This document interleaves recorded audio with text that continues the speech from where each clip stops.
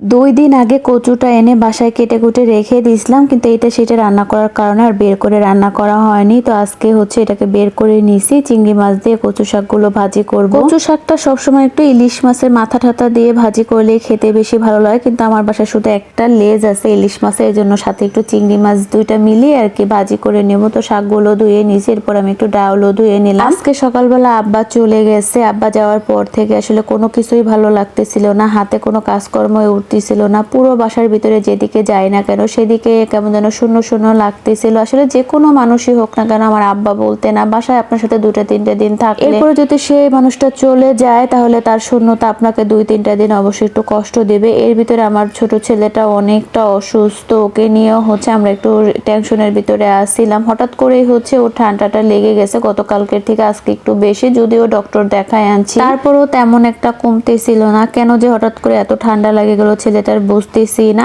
আমার ঠান্ডার থেকেই কি ও ঠান্ডাটা লাগলো নাকি হচ্ছে 2-1 দিন আমি এসির ভিতরে ঘুমাইনি, নন এসিতে ঘুমানো পড়ছে, যে ওই কারণে ওর হয়েছে কিনা সেটা কোনো কিছু আসলে বুঝতে পারতেছি না। অতিরিক্ত গরমের ভিতরে আমার ছেলেদের ঠান্ডা লেগে যাবে দেখে আমি বাসার থেকে কোথাও যে আমি আধা ঘন্টাও থাকি না, সেই জায়গায় আমার বাচ্চাটা এত যত্ন সহকারে বাসায় থেকে অসুস্থ হয়ে পড়লো। আসলে এটাই আমি মেনে নিতে পারি না। ওরে আমি কখনো একলা বসিয়ে রেখে কিংবা শোয়াই দিয়েও কোনো কাজকর্ম করি না। রাতে রান্না বাড়া করি, ওর দাদির কোলে থাকে, আবার সকালবেলা ওর দাদি সব কাজকর্ম করে রেখে যায়, আবার যতটুকু সময় কিছু করা লাগলে ওর বাবা থাকে, ওর বাবা কোলে নেয়। তেমন একটা আসলে ওরে আমার বসায় রেখে কোনো কাজই করা হয় না। তারপরেও ছেলেটা যে কেন এত অসুস্থ হয়ে পড়লো। আব্বা আসার পরে আমার ছেলেটা মাত্র একটা দিন ভালো ছিল, এর পরের দিনই হালকা হালকা একটু অসুস্থ হয়ে পড়ছে, আজকে একেবারে বেশি। আব্বা সকালবেলা যাওয়ার সময় বারবার বলতেছিল তুমি যত যাই করো না কেন আগে আমার নাতির যত্ন করবা, ওর যেন একটুও কষ্ট না দেওয়া। আমার কিন্তু অনেক কষ্ট হয় যদি ও কষ্ট পায়। কথাই তো আছে আসলের চাইতে সুদের দরদটা একটু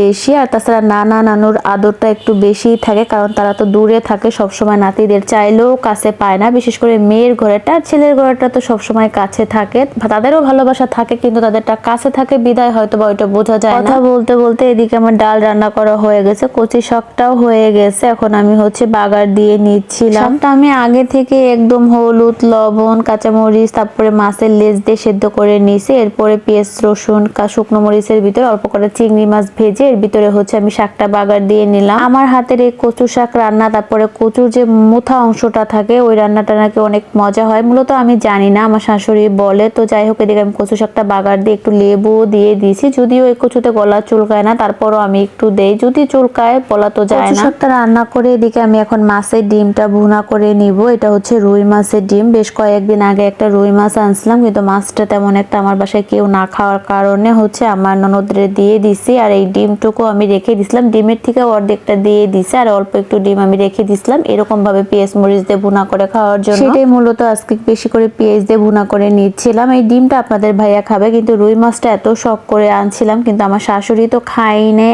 আমি 2-1 টুকরা খাইছি, আর আপনাদের ভাইয়াও 1 টুকরা খাইছে। তাও মনে হয় আমার যে কত কিছু বলছে তা বলার বাহিরে। মাছের ডিমটাও আমার ভুনা করা হয়ে গেল, এখন এর উপর দিয়ে ধনিয়া পাতা দিয়ে নামিয়ে নিব। এমনিতেই মনটা অনেক খারাপ, আব্বা চলে গেছে, ভালো লাগতেছে না। এরপর আমি আমার আব্বাকে আর আমার বাসায় আনতে পারবো কিনা সেটাও জানি না, যদি ভাগ্যে থাকে আসবে, না থাকলে তো আর সেটা সম্ভব না। তার ভিতরে আবার ছেলেটা অসুস্থ, আসলে মায়ের সামনে যদি সন্তানরা অসুস্থ হয়ে কষ্ট পায় সেটা আসলে কোনো বাবা মারই সহ্য করা সম্ভব না। তার ভিতরে আপনাদের ভাইয়া তো আছে প্যারা দেওয়ার জন্য, তার ছেলেরা অসুস্থ হলে তার কোনো কিছুই ভালো লাগে না, একটার পর একটা বলতেই থাকে। যাই হোক, এই ছিল আমার ছোট্ট একটা ভিডিও, কেমন লাগলো সবাই কমেন্টে জানাবেন। ভালো থাকবেন, আল্লাহ হাফেজ।